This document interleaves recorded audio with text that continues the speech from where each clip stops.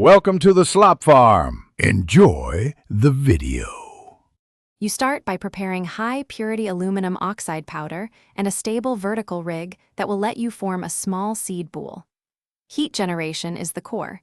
Choose an oxygen plus hydrogen torch and set controlled gas flow. Once your seed is positioned, preheat the crucible and test a tiny powder feed so you see melting behavior. You must monitor melt rate closely, because consistent feeding creates the transparent growth you seek, rather than porous or cracked material.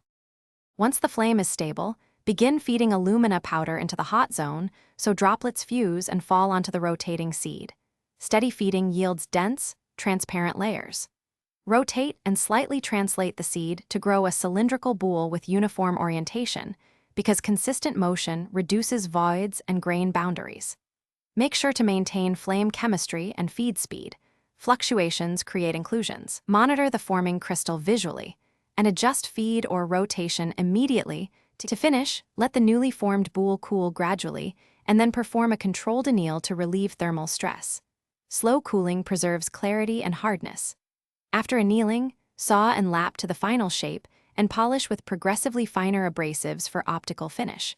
If you find cracks or cloudy zones, the common cause is thermal shock or unstable feed.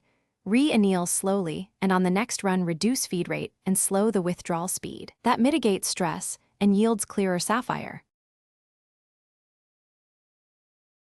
Thanks for watching. Consider subscribing if we helped you today.